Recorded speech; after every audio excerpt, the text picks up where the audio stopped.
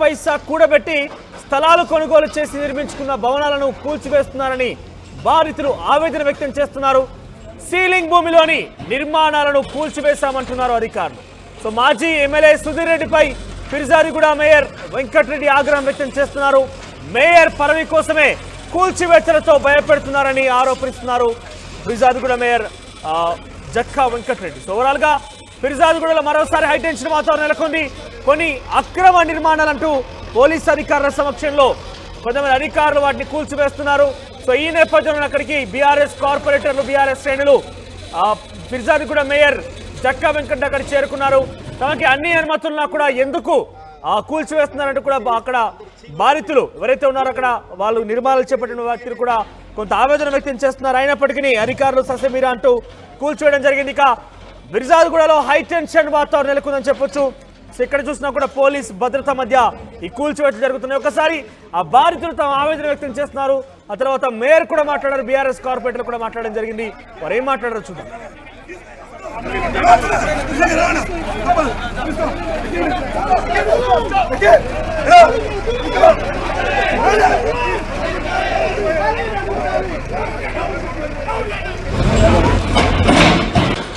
Municipal కార్పొరేషన్లో చీకటి రోజు మాజీ ఎమ్మెల్యే గారు సుధీర్ రెడ్డి గారు మాజీ ఎమ్మెల్యే ఈయనే ఉంటాడు. మా పక్కనే కాజ్వాన్ సింగ్ గారు, ఆయన వారి గురించి అన్నీ తెలుసు. ఆయన ఆయామంలో ఈ యొక్క డిమాలిషింగ్ అనేది జరుగుతుంది ఈరోజు మున్సిపల్ కార్పొరేషన్లో. రామదాస్ గౌడ్ వాళ్ళ కోడల పేరు మీద వాళ్ళ పేరు మీద ఈ ప్రాపర్టీ దాదాపు 20 ఏళ్ళు.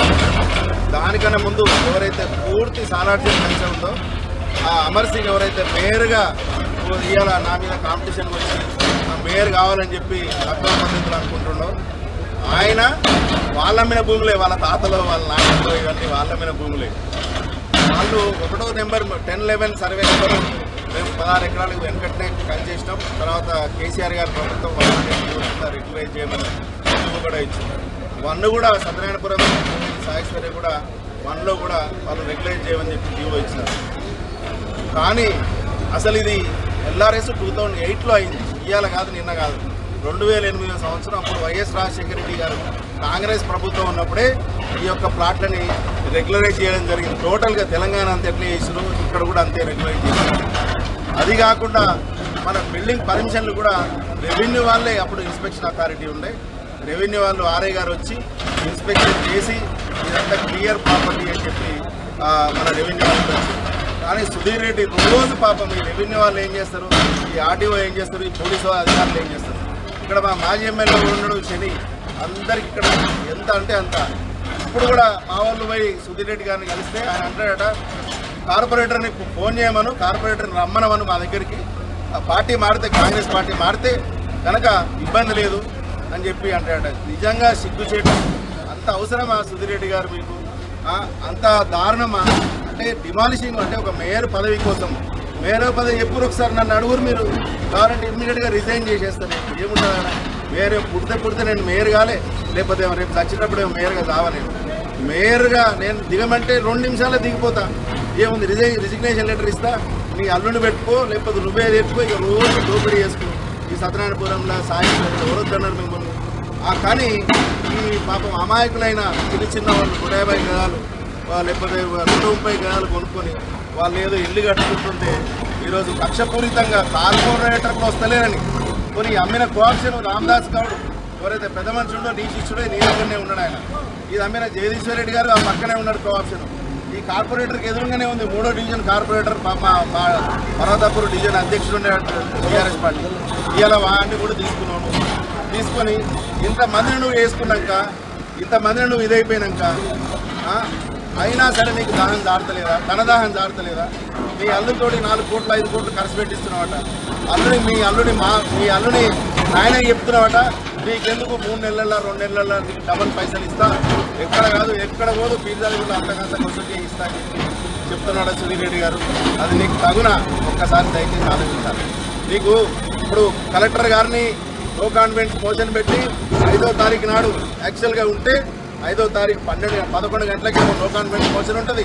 12 గంటలకు నా మీద ఒక ఫాల్స్ కేసు పెట్టి ఫాల్స్ 420 కేసు FIR పెట్టి ఆ FIR తోటి కలెక్టర్తో చట్టంలో లేని అధికారాన్ని కలెక్టర్ వినియోగించుకొని ఆ కలెక్టర్ ఏమో కాన్ఫరెన్స్ మోషన్ని పోస్ట్పోన్ చేస్తున్నాం కోర్టు కేసు చేయాలి. కోర్టు కేసులో కూడా ఏమైందా ఏముంది అంటే నేను సంతకాల డెవలప్మెంట్ కోసం తీసుకొని మిస్రిప్రజెంట్ చేసి దాన్ని నేను నో కాన్ఫరెన్స్ మోషన్ వాడుతున్నా అని చెప్పి కార్పొరేటర్ పెట్టించినాం. వాస్తవమే, నేను సంతకాల డెవలప్మెంట్ తీసుకుంటే నేను తెల్ల కాగితాల మీద తీసుకున్నా, లేకపోతే నేను మొదటగా వాళ్ళ సంతకం తీసుకున్నా, లేకపోతే వాళ్ళకి ఏమైనా చదువు రాదా, అన్నీ వస్తాయి కదా. చదువు వచ్చిన కార్పొరేటర్లే వాళ్ళే సంతకాలు పెట్టుకో, ఆయన 5వ సంతకం, ఆయన 11వ సంతకం, 14 మందిలో ఇట్లా సంతకాలు పెట్టిన అది ఫామ్ ప్రిస్క్రైబ్డ్ ఫార్మేట్ పైనే. ఫార్మేట్ కాకుండా ఇంకేది లేదు. కలెక్టర్ గారు తీసుకురాలేదు. ప్రిస్క్రైబ్డ్ ఫార్మేట్ పైన వేసుకుంటే సిగ్నేచర్ వెరిఫై చేసి అంతా వేసినాకనే మీరు 5వ తారీఖు డేట్ ఇచ్చారు కలెక్టర్ గారు. మరి మీకు కనిపించలేదా దాంట్లో సిగ్నేచర్లో? ఇక్కడ 2008లో ఉన్న మున్సిపల్ యాక్ట్ ఏం చెప్తుందండి? Any cost by any reason they should not be adjournment of no conference ఒకసారి డేట్ ఇచ్చినాక అని చెప్తున్నారు. అయినా సరే చట్టాన్ని మీ చేతులకు తీసుకొని చట్టాన్ని మీ చేతులకు జిల్లా అధికారి అయ్యండి, చదువుకున్న వాళ్ళు అయ్యండి, ఒక విచక్షణ కోల్పోయి మీరు ఒక అధికార పార్టీ సుధీర్ రెడ్డి చేసే తొత్తులకు ఈ సుధీర్ రెడ్డికి మీరు భయపడి మీరేమన్నా అక్రమం చేస్తున్నారా ఏం చేస్తున్నారా నాకు తెలియదు. కానీ ఈ మేడ్చల్ మాజీ ఎమ్మెల్యే సుధీర్ రెడ్డి గారు వారికి భయపడి మీరు ఇవాళ వారి బెదిరింపులకు మీరు భయపడి కలెక్టర్ గారు మీరు కూడా నో కాన్ఫరెన్స్ మోషన్ దాని డేటు మీరు పోస్ట్పోన్ చేశారు. మీరు ఇంత చదువుకున్న జిల్లా మేజిస్ట్రేటే, జిల్లా మేజిస్ట్రేట్ అయితే ఇదా న్యాయం మీరు ఇవ్వాల్సింది కలెక్టర్ గారు. అట్లాగే ఈరోజు కూడా నిన్న మా అడ్వకేట్ గారు మా వాళ్ళు మీ కలెక్టర్ ఆఫీస్కి వెళ్ళారు. శనివారం రోజు అప్పీల్ ఇస్తానికి వెళ్తే మీరేమన్నారు, అప్పీల్ తీసుకొని సోమవారం 11:30 రమ్మని చెప్పి మీరే టైం ఇచ్చింది. అట్లాగే కనీసం ఇన్వాల్వ్ వేద్దామని చెప్పి అప్పీల్ కోసం ఇన్వాల్వ్ వేస్తే కూడా ఇన్వాల్వ్ అధికారి కనీసం ఆ ఇన్వాల్వ్ తీసుకోలేదు. అంటే మీరు మీ దగ్గరికి అప్పీల్ పోకుండా అప్పీల్ ఉంటే మీరు ఇది డిమాలిషన్ ఆపాల్సి వస్తుందని మీరు కావాల్సుకొని ఆ సుధీర్ రెడ్డికి, ఆ మేడ్చల్ మాజీ ఎమ్మెల్యే సుధీర్ రెడ్డికి భయపడి ఆయన తొత్తులై, లేకపోతే కాంగ్రెస్ పార్టీ తొత్తులై మీరు కలెక్టర్ గారు కనీసం అప్పీల్ కూడా తీసుకోలేదు. మీరు ఇలా 11:30 టైం ఇచ్చారు. 11:30 లోపు మునిపోతుందా? 30-40 ఏళ్ళ నుంచి ఇక్కడ రేకుల చెట్లు ఉండే, ఇక్కడ గోడౌన్ ఉండే రామదాస్ గౌడ్ది. మరి ఆ 30 ఏళ్ళ నుంచి లేనిది ఇవాళ వేయడానికి వచ్చింది. ఇది కూడా మున్సిపల్ కార్పొరేషన్. సో మొత్తం మీద మేడ్చల్ జిల్లా ఫిర్జాదిగూడలో అక్రమ కట్టడాల పేరిట అధికారులు కూల్చివేతలు ప్రారంభించారు.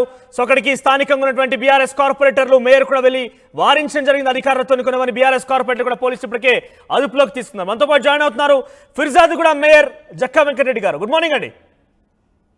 సో ఏంటి కూల్చివేతల పరంపర కొనసాగుతోంది? గతంలో కూడా మీ యొక్క పరిధిలో, అంటే మీ మేయర్ పరిధిలో గతంలో కూడా కూల్చివేతలు